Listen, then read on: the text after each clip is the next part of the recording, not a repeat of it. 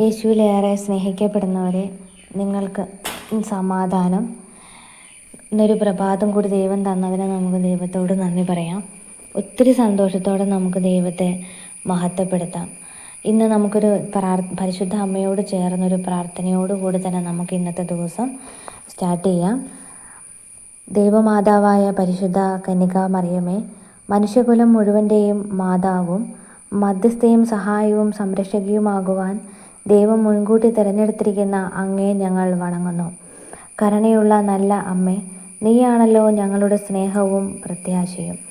അമ്മേ, ഞങ്ങളുടെ കുടുംബത്തിൻ്റെ മാതാവും സംരക്ഷകയുമായി ഇന്ന് ഞങ്ങൾ അങ്ങയെ സ്വീകരിക്കുന്നു. നാരകീയ സർപ്പങ്ങളുടെ തലയെ തകർത്ത പരിശുദ്ധ അമ്മേ, അങ്ങയുടെ ശക്തമായ സംരക്ഷണത്താൽ ആത്മീയവും ശാരീരികവുമായ എല്ലാ ആപത്തുകളിൽ നിന്നും, പ്രത്യേകിച്ച് പൈശാചിക ശക്തികളുടെ ഉപദ്രവങ്ങൾ, അഗ്നിബാധ, ജലപ്രളയം, ഇടിമിന്നൽ, കൊടുങ്കാറ്റ്, ഭൂമികുലുക്കം, വാഹന അപകടങ്ങൾ, വൈദ്യുതാഘാതം എന്നിവയിൽ നിന്നും, കള്ളന്മാർ, അക്രമികൾ എന്നിവരിൽ നിന്നും ഏതു മേഖലയിലാണോ നിങ്ങൾക്ക് സംരക്ഷണം വേണ്ടത്, ആ മേഖലയെ നിങ്ങൾ മാതാവിൻ്റെ ഉബലഹൃദയത്തിന് സമർപ്പിക്കുക. ഞങ്ങളെയും ഞങ്ങളുടെ ഭവനത്തെയും സംരക്ഷിക്കണമേ.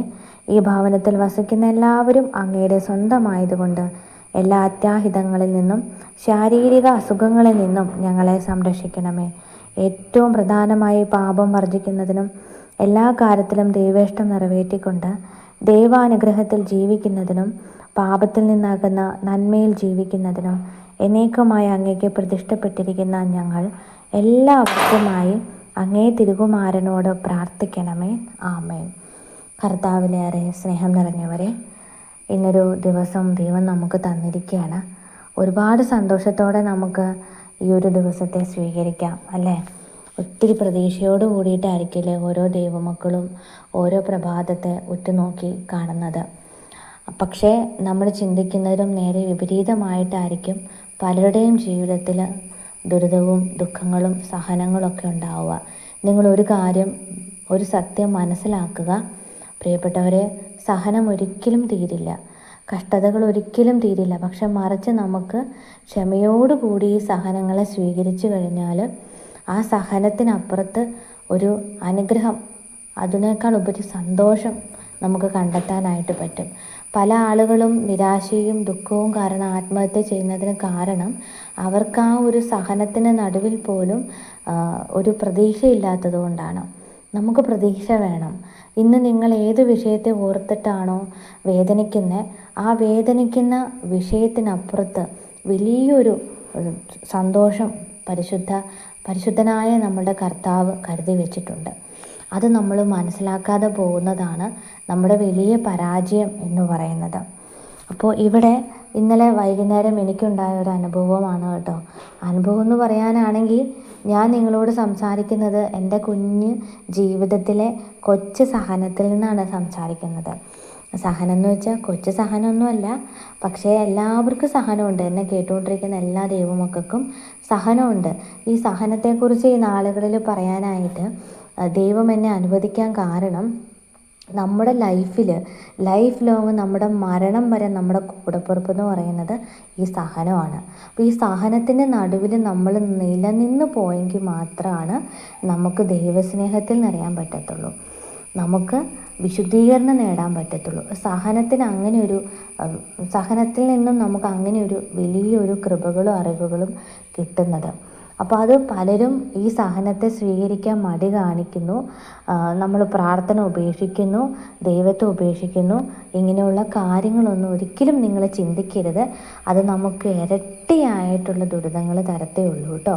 അപ്പോൾ അതുകൊണ്ട് നിങ്ങളിപ്പോൾ ഏത് അവസ്ഥയിലാണോ ആ സഹനത്തെ നിങ്ങൾ എങ്ങനെയാണ് സ്വീകരിക്കേണ്ടത്? ഇരു കൈയും നീട്ടി സ്വീകരിക്കുക, അല്ലേ? അവിടെ നമ്മൾ എങ്ങനെയാണ് ആ സഹനത്തെ കാണാൻ, എങ്ങനെ നമുക്ക് ആ സഹനത്തെ നമുക്ക് സന്തോഷമാക്കി മാറ്റാൻ പറ്റുന്നത്? നമ്മുടെ ഉള്ളുകൊണ്ട് നമ്മൾ ആക്സെപ്റ്റ് ചെയ്യുക. അതിപ്പോൾ നിങ്ങളൊരു ടെൻഷനിൽ നിൽക്കുന്ന അവസ്ഥയാണ്, ഏത് വിഷയമാണോ നിങ്ങളെ ടെൻഷൻ അടുപ്പിക്കുന്നത്, ആ വിഷയം നമ്മൾ എന്ത് ചെയ്യണം? ക്ഷമയോടെ സ്വീകരിക്കുക എന്നുള്ളതാണ് നമ്മുടെ ആദ്യത്തെ പടി.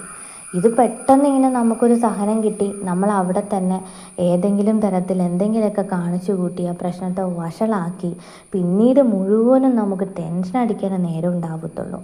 മറിച്ച് നമുക്ക് ആ കിട്ടുന്ന സഹനം നമ്മുടെ ഹൃദയത്തിലേക്ക് ചേർത്ത് വെച്ചിട്ട് നമ്മളത് പ്രാർത്ഥനയോടുകൂടി ഒന്ന് ക്ഷമിച്ച് നോക്കിയേ, അപ്പോൾ അവിടെ നമുക്ക് സന്തോഷിക്കാൻ പറ്റും. ഇപ്പം നിങ്ങൾ ചിന്തിക്കുന്നുണ്ടാവും, എനിക്കിതൊക്കെ പറയാൻ പറ്റും, അനുഭവിക്കുന്നത് ഞങ്ങളല്ലേ എന്ന്. എൻ്റെ പ്രിയപ്പെട്ടവരെ, ഞാൻ ഓരോ ദിവസവും ഇങ്ങനെ സ്വീകരിച്ചുകൊണ്ടിരിക്കുന്ന ഒരാളാണ്. ഇന്നലെ വൈകുന്നേരം എന്നെ സംബന്ധിച്ചിടത്തോളം വളരെ ദുഃഖം നിറഞ്ഞൊരു ദിവസമായിരുന്നു. രാത്രി ഉറക്കമില്ലാതെ എണീറ്റ് വന്നിരുന്ന് പരിശുദ്ധ അമ്മയുടെ അരികിലിരുന്ന് ഞാൻ പ്രാർത്ഥിക്കുകയായിരുന്നു. എൻ്റെ മനസ്സിലുള്ളതെല്ലാം കണ്ണീരോടുകൂടി ഞാൻ അമ്മയുടെ കാൽക്കിലേക്ക് കൊട്ടിയിട്ടു.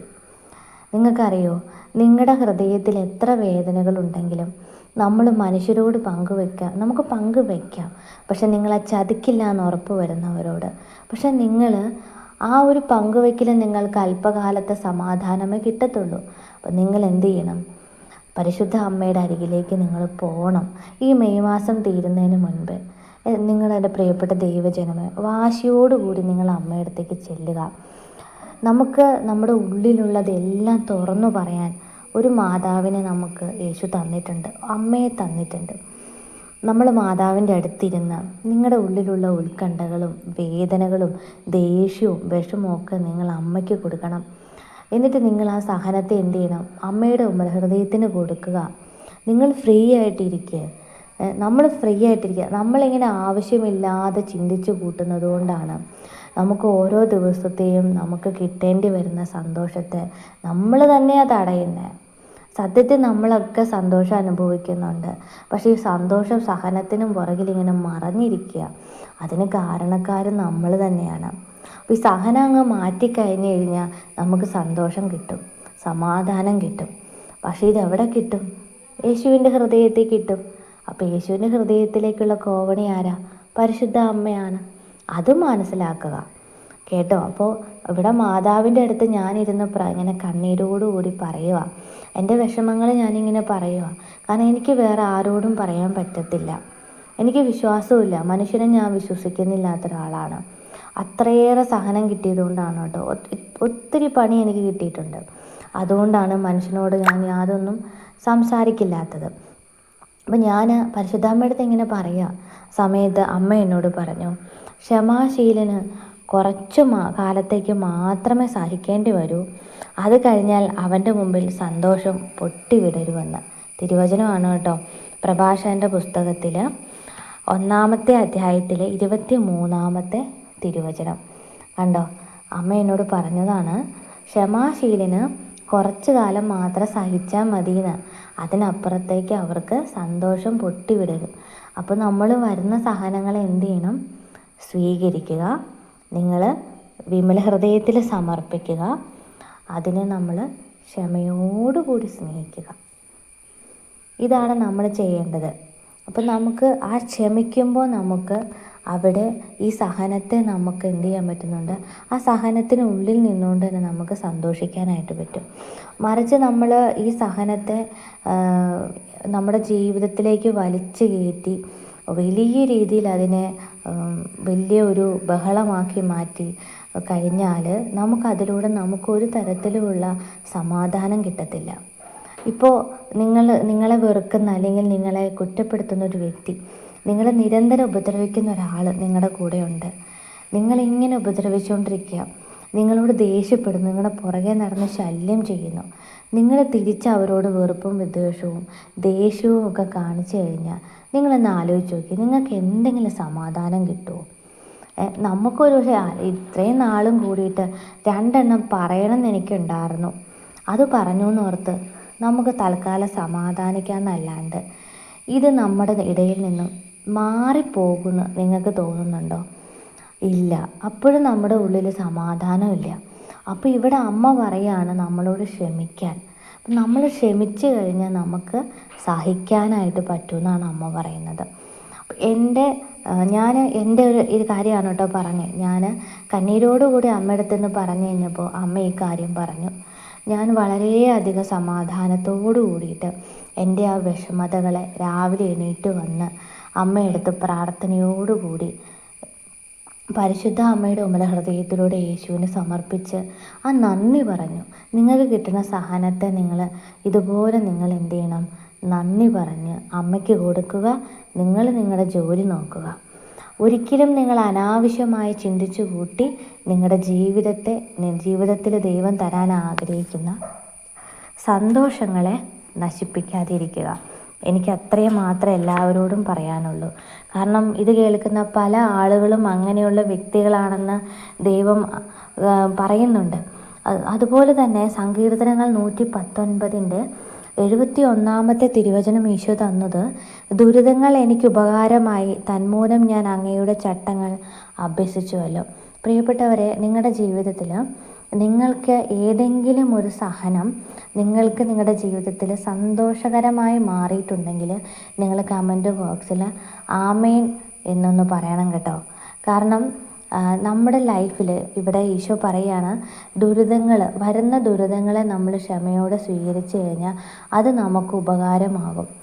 അതുമാത്രമല്ല, നമ്മൾ അതിലൂടെ ദൈവത്തിൻ്റെ വചനത്തെയാണ് സ്നേഹിക്കുന്നത്. ദൈവിക നിയമങ്ങളെ നമ്മൾ അനുസരിക്കുകയാണ്. നമ്മൾ പരിശുദ്ധ അമ്മയെ നോക്കുക. അതാണ് അമ്മ തന്നെയാണ് എന്നോട് പറയുന്നത്. അമ്മ തന്നെ പറയാണ്, ഞാൻ ക്ഷമിച്ചതുകൊണ്ടാണ് എനിക്ക് സഹിക്കാൻ പറ്റിയത്. നമ്മൾ ക്ഷമിക്കാത്ത പക്ഷം നമുക്ക് സഹിക്കാനായിട്ട് പറ്റത്തില്ല. നിങ്ങൾ ഇന്ന് ഏത് വിഷയത്തെ ഓർത്താണോ വ്യാകുലതയോടും ഉത്കണ്ഠയോടും കൂടി ഇരിക്കുന്നത്, ആ വിഷയത്തെ നിങ്ങൾ ക്ഷമിക്കുക. ആരോടൊക്കെ നിങ്ങൾക്ക് ക്ഷമിക്കാനുണ്ടോ അതെല്ലാം ക്ഷമിക്കുക.